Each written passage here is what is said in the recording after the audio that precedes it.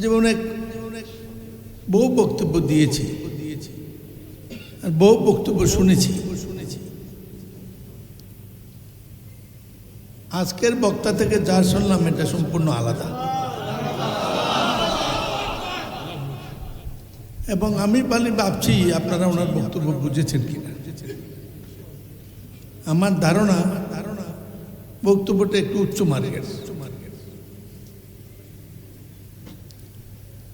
এখানে তুলনা দেব না আপনাকে, তবু না বললে নয়, দয়া করে এটাও আবার আমার নেবেন না। উচ্চাঙ্গ সঙ্গীত যেমন অনেকেই বুঝে না,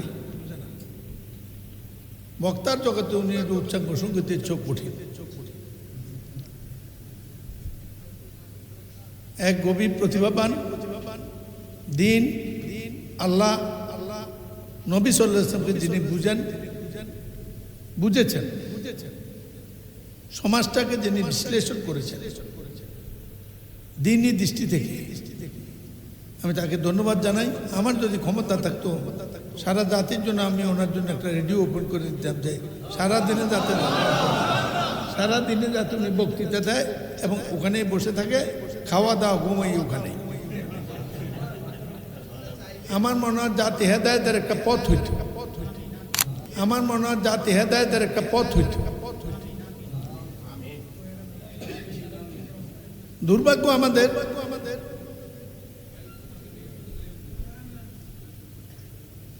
আমরা যারা দ্বীনি আলেম, আমার জন্য একটা অসুবিধা হয়ে গেছে।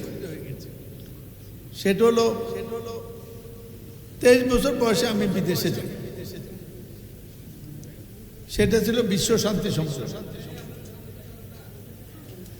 বিশ্ব শান্তি সম্মেলন হয়েছে রাশিয়াতে। ফিলিস্তিন নিয়ে যুদ্ধ লেগে গেছে মধ্যপ্রাচ্যের সাথে।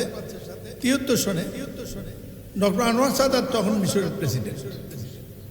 তিনি তখন যুদ্ধের পক্ষে বিরাট ভূমিকা রাখছেন মুসলিম কওমের তরফ থেকে, মুসলিম নেতৃত্বের তরফ থেকে। একটা কথা সত্য, তখনকার মুসলিম নেতৃত্ব সৌদি আরব হোক, মিশর হোক, কাতার হোক, অনেক ক্ষেত্রে অনেকে নতজানু ছিল। ইসরায়েলের ভয়ে অস্থির থাকতো না, আপোষের চোরাগুলি পাড়া দিত না। সেই সময় যখন যুদ্ধ লেগে গেছে, তখন সোভিয়েত ইউনিয়ন ফিলিস্তিনের পক্ষে ছিল। ইয়াসির আরাফাতকে সমর্থন করেছে সব সময়।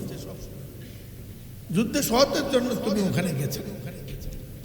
আমরা ছিলাম বাংলাদেশ থেকে, পৃথিবী থেকে বিশ্ব শান্তি সম্মেলন, তো ওখানে সবার তরফ থেকে সিদ্ধান্ত হইল এই সংহতি প্রকাশ করে যুদ্ধকে সমর্থন করা হবে।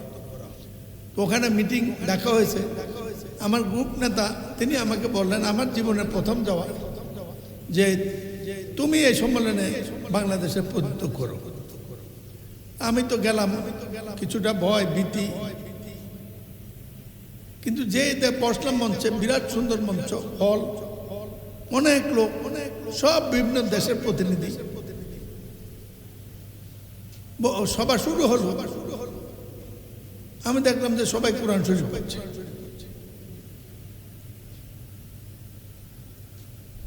আমার কাছে মনে হয়েছে আসল কথা হলো ওনারা বক্তৃতা দিচ্ছে আরবিতে, আর আমি শুনছি আরবি মানে কোরআন শরীফ। এছাড়া তো আরবি আর বাংলাদেশে আমি শুনি। আমার কাছে কোরআন শরীফ পড়তেছে কেন? তো ওনার বক্তব্য আমার কাছে মনে হয়েছে, ওই দিন যেমন মনে হয়েছে ওনার আরব শরীফ পড়ছে, আর এখন আজকে তার চেয়ে কঠিন মনে হয়েছে। আমারও বুঝতে, বিশ্লেষণ করতে কিছু পড়তে হবে, আর ব্যাখ্যা জানতে হবে। ওয়ান্ডারফুল। দ্বিতীয় বক্তব্য হলো আল্লাহর দিন সোজা ছিল। এই হুজুর না হলো আমরা এটারে কঠিন করছি, এবং এটা আমরা ব্যবসার কাজে লাগাচ্ছি। বলি আমরা নবীজির উম্মত, অনুসরণ করি না। ওনার মহত্ব, ওনার বীরত্ব, ওনার গরিবত্ব, ওনার ত্যাগ খুব কম লোক অনুসরণ, খুব কম লোক।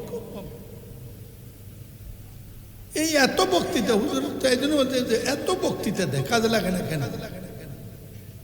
কয়েক কোটি টন বক্তৃতা তো হচ্ছে প্রতি শীতে, প্রতি উইন্টারে। এই ভাষণ ব্যবসা হয়ে দাঁড়িয়ে। এগুলো বললে আবার কে কোন দিক দিয়ে করবে, মাফ করে দেন। শুধু বললে যে আমার মনে হচ্ছে একটা শেষ সীমে আমরা পৌঁছেছি। দিনই দুনিয়া রুখে দাঁড়াবে।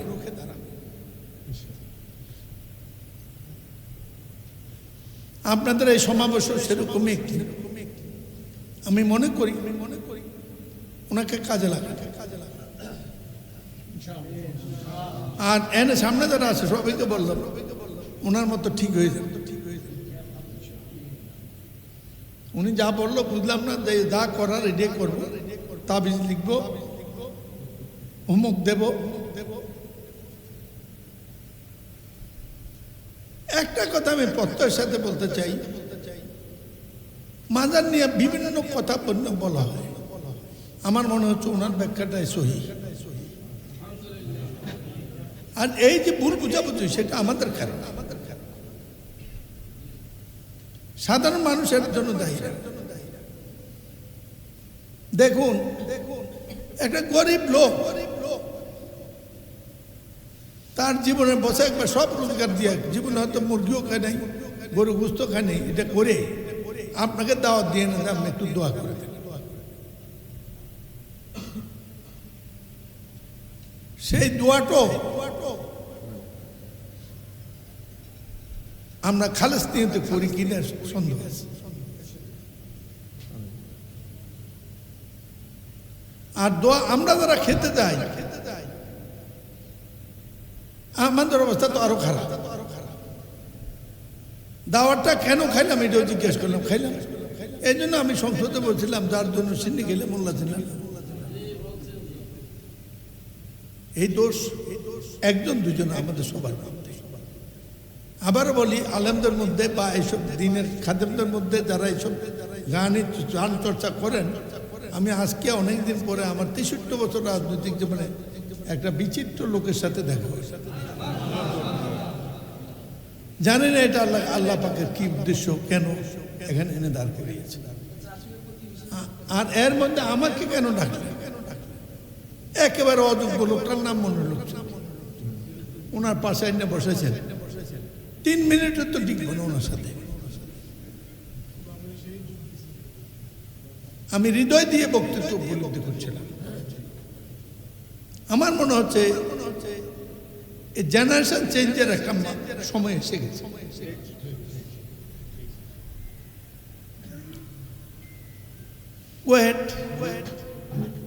আপনাদের যাত্রা শুভ হোক। আপনাদের সংসদ সদস্য আমার কি করে নিয়ে বলে দেবেন, হুকুম করলে হবে। আছি আপনাদের সাথে।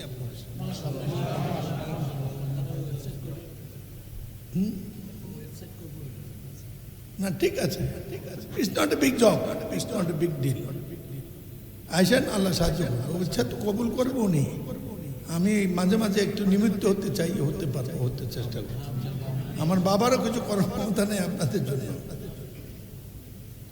আল্লাহ যদি কবুল করেন, আমাকে উছিলা করে আপনাদের এই কাজটা হবে। আর এই কাজটা যদি আপনার নিয়ত হয়ে থাকে, আল্লাহ আমার মতো বহু বড় লোক চুরিটা আপনাদের জন্য যোগাই দেবে।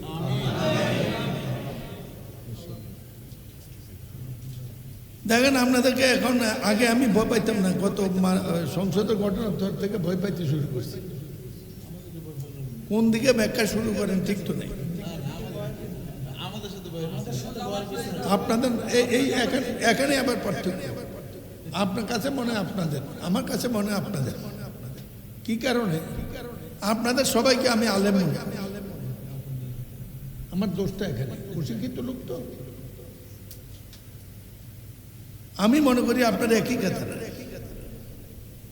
পার্থক্য করার সময় তো হয় নাই, পরিবেশ হয় নাই।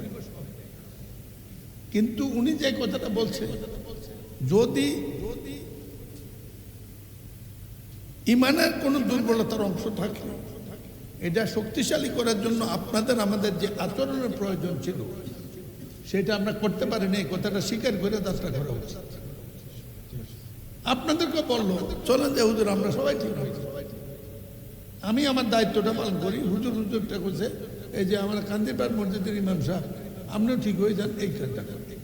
যদি সবাই ঠিক হয়ে যায়, আপনি উনি যে আয়াতগুলো বলেছে একটু আমি হয়তো ব্যাখ্যা করতে কঠিন হবে জানি, কিন্তু আপনারা অনেকেই এটা ব্যাখ্যা করতে পারবেন। কিন্তু আপনারা যারা এটা ব্যাখ্যা করতে পারবেন, ভুলটা ওখান থেকে আসে। দুর্ভাগ্য তো ওই জায়গায় ভুলটা অশিক্ষিত লোকদের থেকে আসে না, ভুলটা যারা বুঝে তাদের থেকে আসে। যারা এই ভুলটি করেন, অপব্যাখ্যা দেন, তারা আপনাদের মতো রিকগনাইজ আলেম।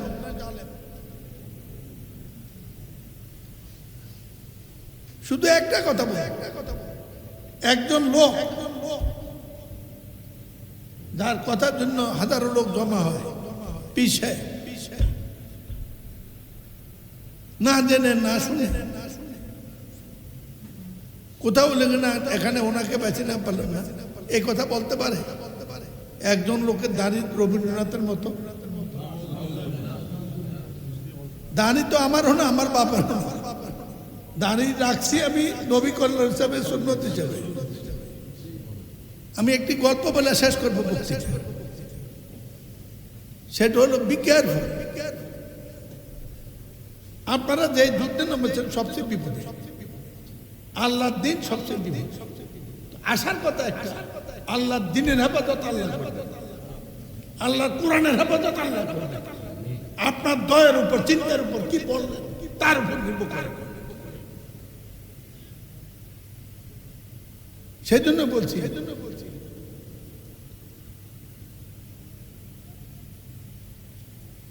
আমি প্রথম উমরা করতে গেছি, তো রাজা পাক জিয়ারত করতে যাবে, তখন মদিনা শরীফের পাশেই হোটেল টোটেল সব কাছে, 2-3 মিনিট লাগে। আসর নামাজ হয়ে গেছে, আমার বউ গেছে সাথে, বউকে রেখে বললেন যে ঠিক আছে জামাত তো হয়ে গেছে, আমি এখন যে রাজা শরীফের কাছে নামাজটা পড়ে আসি। তা আমি যে নামাজ পড়ে আসর নামাজ আছে বসে হচ্ছে, এত লোক এত ভিড় হইতো না, একবার রাজা পাকের কাছে গেছে। মনে করতে জীবনে প্রথমবার আল্লাহ পাকের রাজা পাশে, নবীজির রাজার পাশে আবেগ ধরে কাঁদতেছি। তো ওই যে সেখানে পাহাড়, তারা আমাকে দেখে কি জানি বলতেছে। যাক আমি মুনাজাত টুনাজাত করে পরে গেছি একটু, তখন অনেকেই দেখে রোজা রাখে, ওখানে ইফতারি, রোজার দিন ছিল না, ইফতারি নিয়ে বসে হয়েছে। তো এর ফাঁকে দিয়ে আমি জিজ্ঞেস করলাম যে তোমরা কি বলতেছিলে। আরেকজন ব্যাখ্যাকারী আসলো, সে বললো যে তুমি এত কান্নাকাটি করলা, ভালো আবেগ দিয়ে কেঁদে সব, কিন্তু তোমার নবীজির সুন্নত কোথায়? আমি দাঁড়িয়ে জগতের মানুষ, আমি জীবনেও চিন্তা করি না কোন দাঁড়িয়ে রাখবো। ওই যে উনি বলছে আমি স্টানাইল হয়ে গেছি পুরো। পরের দিন সকালে আবার দ্বিতীয়বার উমরা করার সুযোগ হইল। আমার শালা গেছে সাথে, ও আবার একজন আলেম মানুষ। ও বলে যে দুলা ভাই চলেন যে আজকে আরেকটা করে। আমি চলো, কি করতে রেডি হয়েছে, ওই আয়সা মসজিদ যেতে হবে, আবার ওইকে বাঁধতে হবে। গেছি সকালে 11টা বাজে, রোজার দিন, খাওয়া দাওয়া নাই, ইয়েতে যাই শেভ করতেছি, সেই ভয় না কি কারবার। 3বার শেভ করলাম, পর বাড়ি এসে বাড়ি সালে দেখতো আমি শেভ করতে হচ্ছে, তাকে দেখে রেজারের উপর যে কাভারটা থাকে এইটাই খুলি।